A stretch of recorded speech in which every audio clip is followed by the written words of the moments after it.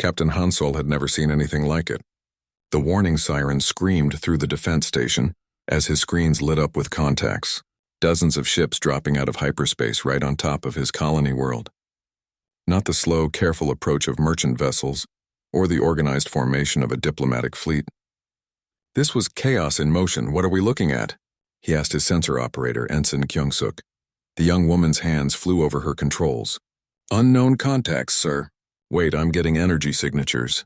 These match the reports from the old war zones. Viridian crystal ships and Nexari energy vessels. Hansol felt his blood turn cold. New Busan was a farming colony with 60,000 settlers. Their defense platform had shields strong enough to stop asteroids and weapons that could handle pirates. But this was something else entirely. Are they attacking us? He asked. No, sir, Kyung-suk replied, confusion in her voice. They're attacking each other, right above our planet. Through the main viewer, Hansol could see the battle beginning. Crystal ships that looked like floating mountains faced off against vessels made of pure lightning. The space above New Busan turned into a war zone that had nothing to do with the human colony below. Dr. Yunji was in her laboratory when the first energy blast hit the upper atmosphere. The entire building shook and her careful experiments scattered across the floor. She ran to the window and looked up at the sky. Strange lights danced between the clouds. Colors that had no names painted the heavens in patterns that hurt to look at. Her communication device buzzed. All citizens to emergency shelters, came the announcement. This is not a drill. Unknown alien forces are engaged in combat above the colony. Seek immediate shelter. But Yunji was a scientist. Instead of running to the nearest bunker, she grabbed her portable scanners and headed for the roof. If alien technology was fighting right above her head, she was going to record every second of it. The battle was like nothing in the historical records. Crystal spears longer than city blocks stabbed through space toward energy beings that flowed like liquid fire. When the weapons hit, the explosions sent shockwaves through the atmosphere. The colony's weather control systems went crazy, trying to deal with the sudden temperature changes. Captain Hansol tried to contact both fleets. Unknown vessels, this is New Busan Defense Station. You are fighting above a civilian colony. Please take your battle elsewhere. Neither side responded. They probably did not even know the humans existed. To beings who had been fighting for 3,000 years, a small farming colony was less important than space dust. The first real damage came when a crystal fighter, chased by 3 Nexari pursuit craft, dove too deep into the atmosphere. The Nexari hit it with energy bolts that turned the crystal ship into a meteor. It crashed into the North Farming District, destroying 2,000 acres of crops and killing 17 colonists. That changed everything. Sir, reported Lieutenant Boram from the communication station, I'm getting calls from Admiral Dong-hyun's fleet. They want to know what's happening here. Admiral Dong-hyun commanded the human exploration fleet that protected this sector of space. His ships were not warships in the traditional sense. They were converted cargo haulers and exploration vessels with basic defensive systems. Against pirates or raiders, they were adequate. Against the ancient war that was now raging above New Busan, they should have been helpless. Tell the Admiral we have 2 unknown alien fleets using our planet as a battlefield, Hansol ordered. Request immediate assistance. Dr. Yunji's scanners were working overtime. The energy readings were incredible. She could see how the Viridian weapons worked. They used harmonic frequencies to make their crystal spears vibrate through enemy shields. The Nexari weapons were even more complex, somehow converting matter directly into energy at the target location. But something was wrong with their tactics. Both sides had weapons that should have been more effective. She watched a Viridian ship fire a crystal spear that should have punched through a Nexari vessel like paper. Instead, the energy being simply flowed around the attack. A few minutes later, a Nexari plasma bolt that should have melted a crystal ship barely scorched its surface. It was as if both sides were fighting with one hand tied behind their backs. Admiral. Dong-hyun arrived with 12 ships 6 hours after the battle began. By then, the fighting had spread across half the solar system. Debris from destroyed vessels rained down on 3 of New Busan's moons. The planet's orbital stations had been abandoned when stray shots started hitting them. The Admiral was a practical man with 30 years of military experience. He looked at the tactical display showing nearly 200 alien vessels engaged in combat and made a decision that would change galactic history. All ships, he broadcast, weapons free. Target any vessel that poses a threat to the colony or civilian populations. I don't care which side they're on. His officers stared at him. Lieutenant Commander Jinny spoke for all of them. Sir, these are the Viridians and Nexari, the ancient war species. Our weapons can't possibly hurt them. Maybe not, Donghyun replied, but they're hurting our people. So we're going to try. The human attack was small by the standards of the Great War. 12 modified cargo ships against nearly 200 vessels that had been designed for eternal combat. The humans had railguns and missile launchers. The aliens had weapons that could reshape matter and energy. But the humans had something the ancient species had forgotten about. They had surprise. When the human missiles hit the first Viridian crystal ship, the explosion actually cracked its hull. The crystal beings had spent 3,000 years developing defenses against Nexari energy weapons. They had no protection against simple kinetic explosives. The Nexari fared even worse. Human railguns fired solid metal slugs at incredible speeds. The energy beings were used to deflecting plasma and exotic radiation. They had no idea how to stop a chunk of steel moving at 10% of light speed. For the first time in centuries, both ancient fleets found themselves taking serious damage from an unexpected source. Their response was immediate and predictable. Both sides turned their attention to the humans. Sir, reported Ensign Kyung-suk, all alien vessels are changing course. They're heading for us. Admiral Dong-hyun smiled grimly. Good. Draw them away from the planet. What happened next would be studied in military academies for generations. Instead of forming a defensive line or trying to retreat, Admiral Dong-hyun ordered his ships to scatter. Each human vessel became a moving target, forcing the aliens to split their attention. But the real genius was in the details. The human ships used the aliens' own tactics against them. They flew between the Viridian and Nexari formations, causing the ancient enemies to fire on each other while trying to hit the humans. Dr. Yoon-ji watched from the planet's surface as the battle evolved. The careful dance that had governed the ancient war for 3 millennia was breaking down. Ships that should have been following established patterns were making desperate attacks. The eternal stalemate was becoming genuine chaos. The fighting lasted for 18 hours. When it ended, both alien fleets had withdrawn to regroup. The humans had lost 4 ships and taken heavy damage to the rest. But they had done something no other species had managed in 3,000 years. They had made the ancient war personal.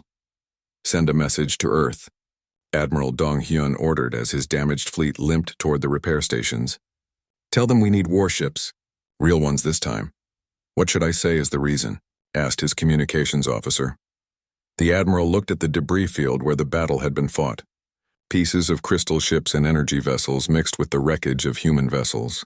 Tell them, he said, that we just declared war on a war. Commander Yu-jin had never expected to command a squadron of converted cargo ships against the most dangerous forces in the galaxy.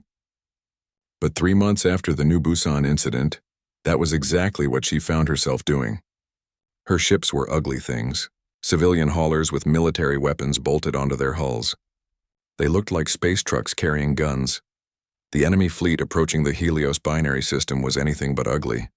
Over 200 vessels of impossible beauty filled the scanner displays. Crystal ships that caught starlight and threw it back in rainbow patterns. Energy vessels that flowed like living lightning. Together they represented more firepower than most civilizations could build in a century. Ma'am, reported her tactical officer, Lieutenant Haewon. I count 120 Viridian crystal ships and 87 Nexari energy vessels. They're setting up for another one of their standard battles. Yu-jin studied the formation through her viewport. The 2 fleets were moving into their familiar patterns. Soon they would begin the ancient dance of destruction that had lasted 3,000 years. Ships would be damaged, crews would die, and nothing would change. Any sign they've noticed us? She asked. No, ma'am. We're running silent and they seem focused on each other. That was about to change. Yu-jin had studied every battle report from the New Busan fight. She had learned something important about these ancient enemies. They were so used to fighting each other that they had forgotten how to fight anyone else. All ship, and she broadcast to her squadron, prepare for attack pattern Delta. Her ship captains acknowledged the order without question, though Yu-jin could hear the nervousness in their voices. Attack pattern Delta was something new, something that had never been tried before in galactic warfare. Instead of choosing a side or trying to avoid the fight, They were going to attack both fleets at the same time. The battle between the Viridians and Nexari began exactly on schedule. Crystal spears launched toward energy vessels while plasma bolts streaked back in reply. The space between the fleets filled with deadly light. It was beautiful and terrible and completely predictable. "Execute Delta," Yujin ordered. Her squadron dropped their stealth fields and accelerated straight into the middle of the alien battle. 12 human ships diving between two fleets that had been fighting since before humans learned to use tools. It should have been suicide. Instead, it was chaos. Lieutenant Hei-Wan fired the first shots, railgun rounds targeted at a Viridian command ship. The metal slugs punched through crystal armor that had been designed to resist energy weapons. The ancient ship staggered, bleeding atmosphere and crystal fragments. At the same moment, human missiles struck a Nexari formation vessel. The explosions disrupted the energy patterns that held the ship together. For a moment, the Nexari vessel looked like a lightning bolt trying to hold its shape in a hurricane. Both alien fleets reacted with shock. They had been so focused on their eternal enemy that the human attack caught them completely off guard. Ships that should have been firing on each other turned their weapons toward the small human squadron. That was exactly what Yujin had hoped for. Pattern. "Delta 2, she called out. Her ships scattered in 12 different directions, but not randomly. Each human vessel flew toward a specific point where Viridian and Nexari forces were engaged in close combat. The aliens followed, trying to destroy these new enemies who dared to interfere with their sacred war. The result was beautiful chaos. Viridian crystal spears meant for human ships struck Nexari energy vessels instead. Nexari plasma bolts aimed at human fighters hit Viridian formations. The ancient enemies found themselves doing more damage to each other than they had in decades, all because they were trying to hit the small human ships that danced between them. Commander Yujin watched her tactical display with satisfaction. "Hei-Wan, are you recording all of this?" "Yes, ma'am." "Every detail." "Good. Someone needs to see how these two sides really fight." What Hei-Wan was recording would change everything. For 3,000 years, the galaxy had assumed that the Viridians and Nexari were locked in a death struggle, where neither side could gain advantage. But the human attack was revealing the truth. Both sides were holding back. When a Viridian crystal spear hit a Nexari energy vessel, the damage was always just enough to hurt, but not enough to kill. When Nexari plasma struck Viridian crystal, it cracked the armor but rarely destroyed the ship completely. The weapons that should have been devastating were being used with careful precision. It was as if both sides were dancing rather than fighting. The revelation became even clearer when the aliens started trying to hit the human ships. Suddenly their weapons became far more deadly. Crystal spears that had barely scratched each other for centuries punched completely through human hulls. Energy bolts that had caused minor damage to ancient enemies melted human armor like butter. "Ma'am," Hei-Wan reported, "we're taking heavy casualties. The Shanghai and the Osaka are gone. The Berlin is badly damaged." Yujin felt each loss like a knife in her heart. But the data they were gathering was worth any price. "Continue the attack pattern. We need to see more." The battle raged for 6 hours. By the end, Yujin's squadron was reduced to 5 ships, all of them damaged. But they had accomplished something unprecedented. They had captured detailed records of how the ancient enemies fought when they were really trying to win. More importantly, they had captured prisoners. 3 days later, Dr. Yunji found herself in the most unusual laboratory in human space. The converted cargo bay held 2 containment units unlike anything she had ever seen. One held a fragment of living crystal that pulsed with soft light. The other contained a pattern of energy that shifted and flowed like liquid electricity. "These are actual prisoners from both sides?" she asked Captain Min-Seok, the intelligence officer. "The crystal fragment broke off from a Viridian ship during the battle," he explained. "Our analysis shows it contains a complete personality matrix. It's essentially a living piece of their vessel's crew. The energy pattern is more complex. We think it's an Nexari individual, but we're not sure how their consciousness works." Dr. Yunji had spent months studying the battle recordings from New Busan and Helios. She had theories about what was really happening in the ancient war. Now she had a chance to test them. "Can they communicate?" "We think so. The crystal fragment responds to certain frequencies. The energy pattern shows reaction to electromagnetic stimuli." Dr. Yunji began with simple questions. "How long had the war been going on?" What were they fighting about? Why couldn't either side win? The answers changed everything humans thought they knew about the galaxy. The Viridian crystal being spoken harmonic frequencies that her computers translated into words. Its name was something like Song of Ancient Memories. It had been fighting the Nexari for over 1,000 years personally, and its crystal matrix contained the memories of ancestors who had fought for thousands of years before that. "Why do you fight?" Dr. Yunji asked. "We fight because we must fight," came the translated reply. "The memory songs of our ancestors demand it. Every crystal that falls in battle becomes part of our eternal symphony. To stop fighting would silence their voices forever." The Nexari was even stranger.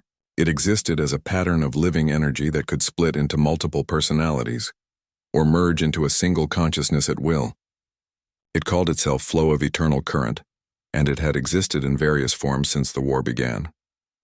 "The fighting maintains the balance," it explained through electromagnetic pulses. "We are order, they are structure.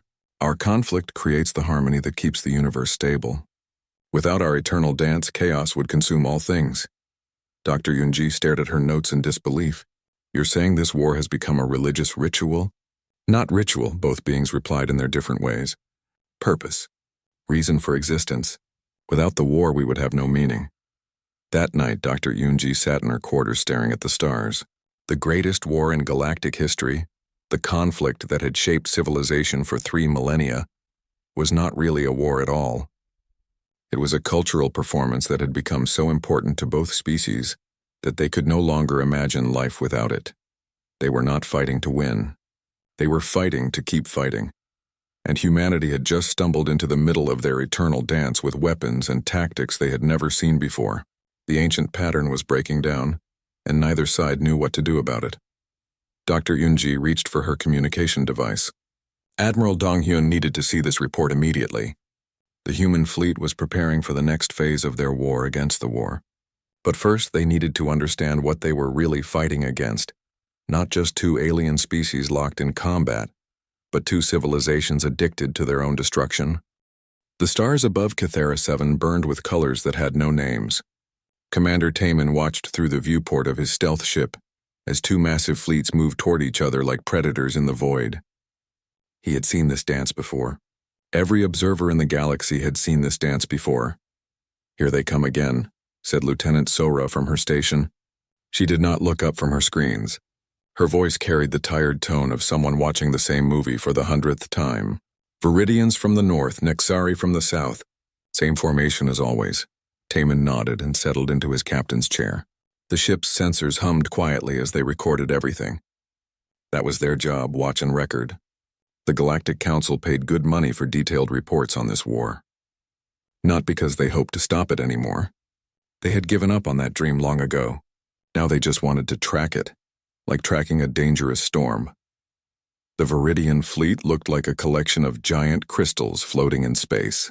Each ship was grown rather than built, shaped from living crystal that could think and feel.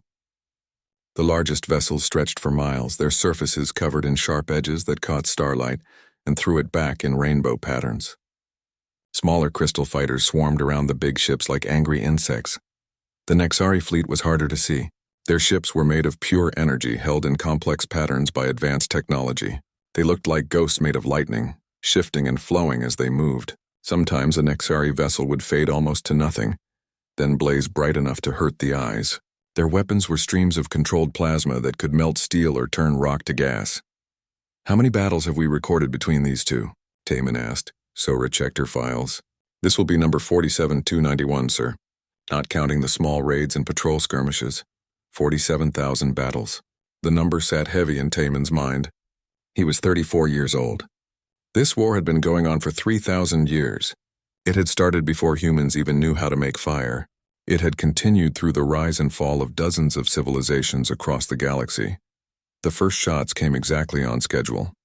Viridian crystal spears launched toward the Nexari formation, while energy bolts streaked back in reply. The space between the fleets filled with deadly light. Ships on both sides took hits. Crystal hulls cracked and bled atmosphere. Energy vessels lost cohesion and scattered like broken mirrors. "Same pattern," Sora reported. "Initial exchange. Moderate damage on both sides. They're moving to Phase 2. Phase 2 meant close combat. The crystal ships grew long spikes and tried to ram the energy vessels. The Nexari wrapped themselves around Viridian hulls like electric snakes. Explosions bloomed in the darkness. Debris spread in all directions. Taman had studied the history of this war during his training. It had started over something simple. Both species wanted the same star system. The Viridians claimed it first because their crystal ancestors had planted a marker beacon there. The Nexari said the system belonged to them because their energy patterns had touched every planet in it during an ancient migration. A normal dispute. The kind that happened between species all the time in a busy galaxy. Usually such things got settled by negotiation or a short war. Not this time. The Viridians and Nexari had discovered they were perfectly matched opponents. The crystal beings were nearly immortal and could regrow damaged body parts. They built ships that could repair themselves and weapons that grew stronger over time. They thought in terms of centuries and never forgot an injury. The energy creatures were even stranger. They did not have individual bodies the way most species did. Instead, they existed as patterns of living electricity that could combine and separate at will. A single Nexari could split into 100 smaller beings, or 100 could merge into one giant. They experienced time differently than solid creatures and could wait decades for the perfect moment to strike. When two such species went to war, the result was stalemate. Neither side could destroy the other completely. Neither side would surrender. The war became a permanent feature of galactic life, like a law of physics. Taman, Sora called. Something's different this time. He leaned forward. What do you mean? Look at the damage patterns. They're hitting harder than usual. The Viridians just put a crystal spear through the command section of that big Nexari vessel. That should have been a glancing blow according to their normal tactics. Taman studied the battle more carefully. Sora was right. The ancient dance was changing. Both fleets were pressing their attacks with unusual fury. Ships that would normally withdraw after taking moderate damage continued fighting. The careful pattern that had governed this war for 3 millennia was starting to break down. Sir, Sora continued, I'm reading massive resource depletion on both sides. Their supply lines are stretched thin. They've been expanding the war zone, moving into neutral space to find new sources of materials. That was bad news. For 3,000 years, the war had been contained to the original disputed region. Other species had learned to work around it. Trade routes bent to avoid the combat zones. Neutral worlds made good money selling supplies to both sides. The galactic economy had adapted. But if the war was spreading, where are they heading next? Taman asked. Sora brought up a star chart. Red markers showed recent Viridian expansion. Blue markers tracked Nexari movements. Both colors were creeping steadily outward from the traditional war zone. At current rates of expansion, she calculated, they'll reach the Kepler sector within 6 months. The Kepler sector, where humanity had just established 3 new colonies, where 10,000 human settlers were trying to build new lives on distant worlds. The colonies were small and poorly defended. They had never needed strong defenses before. Who would attack a bunch of farmers and miners? Taman felt a cold weight in his stomach. The galaxy's eternal war was about to meet its newest species. Humanity had been part of the galactic community for less than 50 years. They were still learning how things worked out here among the stars. Other species knew the rules. When the ancient war came to your neighborhood, you evacuated if you could afford it. You paid tribute if you couldn't. You never ever tried to fight back. The Viridians and Nexari had been perfecting their combat techniques for longer than most civilizations had existed. But humans were different. Taman had worked with them during his time with the Galactic Observation Corps. They had strange ideas about things like honor and stubbornness. They tended to fight when fighting made no sense. They asked uncomfortable questions about why things had to be the way they were. The battle below was winding down. Both fleets had taken heavy damage and were beginning to withdraw. In a few days, they would repair their ships and do it all again somewhere else. The eternal dance continued. File the report, Taman ordered. Standard format. And send a message to Galactic Command. Request permission to establish an observation post in the Kepler sector. Sir? Sora looked confused. Why would we need an observation post there? It's just human colonies. Taman watched the alien fleets disappear into hyperspace, already planning their next encounter. Because, he said quietly, I have a feeling we're about to witness something very different from the usual dance. The Nexus sector had not seen such a gathering in 3,000 years. Every Viridian crystal ship in the galaxy was there, their surfaces glowing with the accumulated memories of countless battles. Every Nexari energy vessel had joined the formation, their plasma bodies burning with the fury of eternal war. Over 2,000 ships faced each other across the void where the ancient conflict had begun. Admiral Dong Hyun stood on the bridge of his flagship, the Incheon, and watched the alien armada through the viewport. His human fleet was tiny by comparison, only 50 ships against 2,000. By every rule of warfare, they should have been running away as fast as their engines could carry them. Instead, they held position directly between the two ancient fleets. "Sir," reported Captain Yu Jin, now serving as his fleet coordinator, "both sides are demanding that we withdraw. They say this is their sacred battleground and we have no right to be here." "Tell them," Admiral Dong Hyun replied calmly, "that we have every right to be anywhere we choose. This is open space, not their private war museum." The response from both fleets was immediate and angry.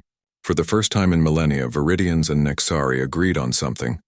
The humans needed to be destroyed. But Admiral Dong Hyun had not come here to fight. He had come here to end fighting forever. "Colonel Minho," he called to his tactical officer, "begin Operation Mirror." Operation Mirror was the culmination of months of planning. Human intelligence had mapped every major command ship in both fleets. They knew which vessels held the war leaders who made tactical decisions. They knew which ships contained the memory crystals and energy patterns that maintained each species' fighting traditions. Most importantly, they knew exactly how to disable them without killing anyone.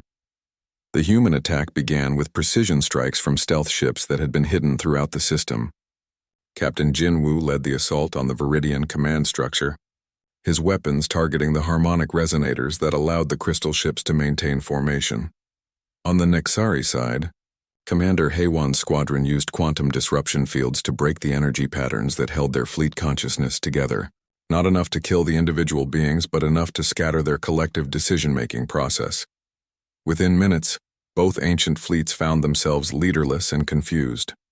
Ships that had moved in perfect coordination for thousands of years suddenly could not communicate with each other properly. But that was only the beginning. Phase 2, Admiral Dong Hyun ordered. Dr. Eunji had spent months preparing for this moment. Her analysis of the captured aliens had revealed the exact frequencies and energy patterns that maintained their war obsession. Now human ships began broadcasting carefully modulated signals directly at both fleets. The Viridian crystal ships started to vibrate as the human transmissions interfered with their memory songs. The ancient recordings that told them they must fight began to break up into static. For the first time in centuries, young Viridians could not hear the voices of their warrior ancestors. The effect on the Nexari was even more dramatic. The energy patterns that maintained their belief in cosmic balance began to destabilize. The flow consciousness that had convinced them the war was necessary started to fragment into individual thoughts. Across both fleets, something unprecedented began to happen. Individual aliens started thinking for themselves. A young Viridian crystal singer named Melody of Tomorrow was the first to break ranks. Her ship separated from the main formation and broadcast a message to both fleets. "Why are we here?" she asked. "What are we really fighting for?" The question hit both sides like a shockwave. It was the one question that had not been asked in 3,000 years. On the Nexari side, an energy being called Spark of New Ideas responded by splitting into dozens of smaller forms, each one examining the war from a different perspective. "We fight because our ancestors fought," Spark concluded. "But our ancestors are dead. Why should the dead control the living?" Admiral Dong Hyun watched the chaos spreading through both fleets with satisfaction. Ships were breaking formation. Crews were questioning orders. The perfect military machine that had operated for millennia was falling apart. But the real test was still to come. Thunder of endless storms. The greatest Viridian war leader managed to rally part of the Crystal Fleet. His massive command ship, built from the memory crystals of 1,000 battles, began moving toward the human formation. "You have broken the sacred patterns," his message boomed across space. "You have silenced the ancestor songs. For this you must be destroyed." At the same time, Lightning That Never Dies, the ancient Nexari flow commander, gathered the remaining energy vessels into a storm of living plasma. "The balance must be maintained," Lightning declared. "The eternal dance cannot be allowed to end." We will restore order by destroying chaos. For a moment, it looked like the old war was returning. Two traditional enemies united against a common threat. But Admiral Dong Hyun had prepared for this too. Captain Yu Jin, he ordered, show them the future. Yu Jin's squadron had been equipped with special projection systems. Suddenly, the space around the human fleet filled with holographic images. Not battle recordings this time, but something else entirely. The images showed Viridian crystal singers and Nexari energy weavers working together to create impossible works of art, crystal structures that channeled living energy into patterns of incredible beauty, energy flows that grew crystal gardens more magnificent than anything either species had created alone. The holograms showed Viridian explorers discovering new star systems, while Nexari pathfinders mapped the energy currents between galaxies. They showed both species learning, growing, creating instead of destroying. This is what you could become. Admiral Dong Hyun broadcast to both fleets. This is what you could do if you stopped wasting your time fighting each other. The effect was immediate and dramatic. Across both fleets, aliens who had never imagined life without war suddenly saw possibilities they had never dreamed of. Thunder of endless storms stopped his advance. His crystal consciousness examined the holographic images with growing wonder. Is this real? Can such cooperation truly exist? Lightning that never dies began to flow into new patterns as the energy being processed the implications. The balance we sought through conflict, it could be achieved through creation instead of destruction. But the most important moment came when young Melody of Tomorrow sent a direct communication to spark of new ideas. Your energy weaving techniques could help us grow crystals in patterns we never imagined, she said. Your harmonic resonances could stabilize our energy flows in ways we never achieved. Spark replied. It was the first collaborative conversation between the species in 3,000 years. What followed was not a battle, but a transformation. Ships that had been preparing for war began to experiment with cooperation. Viridian crystal singers started learning Nexari energy weaving. Nexari flow dancers began studying crystal harmonics. Not everyone embraced the change. Some on both sides still wanted to fight, still believed in the old ways, but they found themselves outnumbered by those who had discovered something more interesting than war. 6 months later, Commander Tai Min filed his final report on the Viridian-Nexari conflict. He sat in his observation ship watching crystal energy hybrid vessels explore star systems that had been battle zones just a year before. The war is over, he wrote, not ended by victory or defeat, but by transformation. Both species have discovered that their greatest enemy was not each other, but their own inability to imagine a different way of living. He paused and looked out at the strange, new ships with their crystal hulls channeling energy flows in patterns that seemed to dance with light itself. Recommendation for future conflicts, he continued. When diplomacy fails and military force proves insufficient, consider the human approach. Sometimes the only way to solve an impossible problem is to change the rules entirely. In the distance, a mixed crew of Viridians and Nexari was preparing to launch the first joint exploration mission to a galaxy beyond the edge of known space. Their ship was a work of art as much as a vessel, crystal and energy woven together in ways that would have been impossible for either species alone. The eternal war had become an eternal collaboration. And for the first time in 3,000 years, the galaxy was at peace. Admiral Dong Hyun stood on the observation deck of his flagship, now serving as a mobile embassy between the former enemies. Dr. Yoon Ji had just finished briefing him on the latest developments in crystal energy hybrid technology.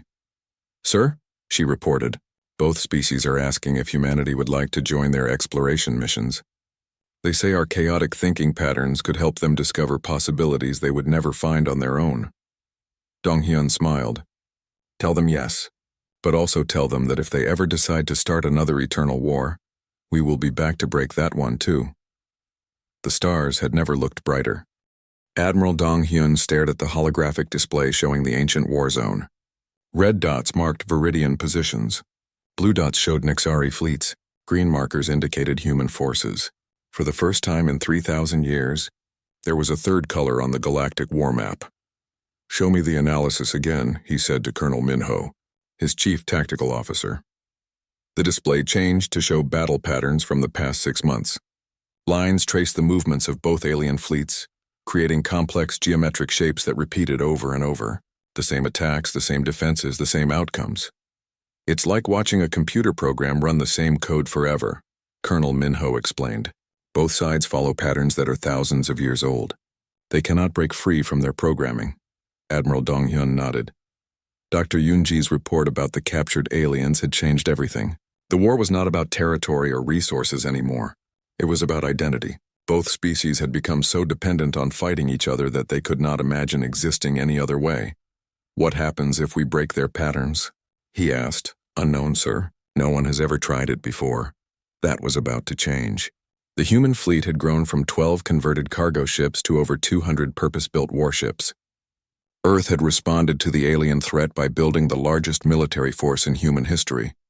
But Admiral Dong-hyun was not planning to use brute force, he was planning to use psychology. Captain Jin Woo received his orders while his stealth ship was hidden in an asteroid field near the Viridian supply base at Crystalline Reach. The mission was unlike anything in military history. Instead of attacking the base, he was supposed to sabotage it in a very specific way. Make sure the explosion blocks the Nexari energy collectors at Plasma Falls, Admiral Dong-hyun had explained. Both sides need those resources to continue fighting. If you destroy them the right way, they will have to work together to clear the debris field. Jin Woo studied the supply base through his ship's sensors. Crystalline Reach was a massive asteroid that had been converted into a crystal-growing facility. Viridian workers tended vast gardens of living crystal that would eventually become parts of their warships. The facility had been operating for over 1,000 years without interruption. Sir, reported his demolitions expert, Sergeant Dayun, I have the charges placed. When they detonate, the asteroid will break into pieces that will drift directly toward the Nexari facility. Will it hurt any of the workers? Jinwoo asked. No, sir. The Viridians will have plenty of time to evacuate, but they will lose 6 months of crystal production. Jinwoo gave the order to detonate. The explosion was carefully calculated to create maximum disruption with minimum casualties. Crystalline Reach broke apart in a shower of crystal fragments that spread across the local space lanes like a glittering cloud. Within hours, the debris field had drifted into the path of the Nexari energy collectors at Plasma Falls. The alien facility, which harvested energy from solar flares, found itself blocked by millions of crystal shards. Both sides faced the same problem. Neither could continue their war production until the debris was cleared. The Viridian response came first. A crystal fleet arrived at the debris field and began trying to collect the fragments. But crystal manipulation was slow work, and there were too many pieces scattered across too much space. The Nexari fleet arrived 6 hours later. Energy beings were much better at moving small objects quickly, but the crystal fragments disrupted their energy patterns. Every piece they tried to move interfered with their abilities. For 3 days, both fleets worked separately, making little progress. Then something unprecedented happened. A young Viridian crystal singer named Harmony of New Growth sent a communication to the Nexari fleet. Your energy flows can move the small fragments quickly, the message said. Our crystal resonance can handle the large pieces precisely. If we work together, we can clear this mess in 1 day. It was the first cooperative communication between the two species in over 1,000 years. Meanwhile, Commander Subin was conducting the strangest diplomatic mission in galactic history. Instead of trying to bring the warring parties together, she was meeting with them separately, showing each side something they had never seen before. These are recordings of your battles from the past 50 years, she explained to the Viridian war leader called Thunder of Endless Storms. The crystal being studied the holographic displays with fascination. We have never seen our own battles from the outside, Thunder admitted. Our memory crystals only record what we experience directly. The recordings showed the terrible truth. The Viridian attacks followed the same patterns over and over. Every assault, every retreat, every tactical decision could be predicted with perfect accuracy. The war had become a performance art piece that both sides had memorized. Subin showed similar recordings to the Nexari flow commander called Lightning That Never Dies. The energy being's reaction was even more dramatic. It split into dozens of smaller forms, each one studying a different battle.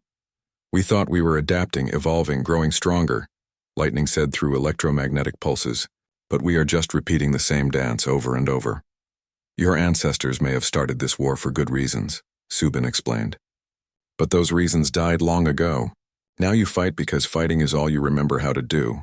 The breakthrough came when scientist Jae-sung completed his analysis of the alien technologies. Working with Dr. Yoonji's research, he had discovered something that changed everything humans thought they knew about the ancient war.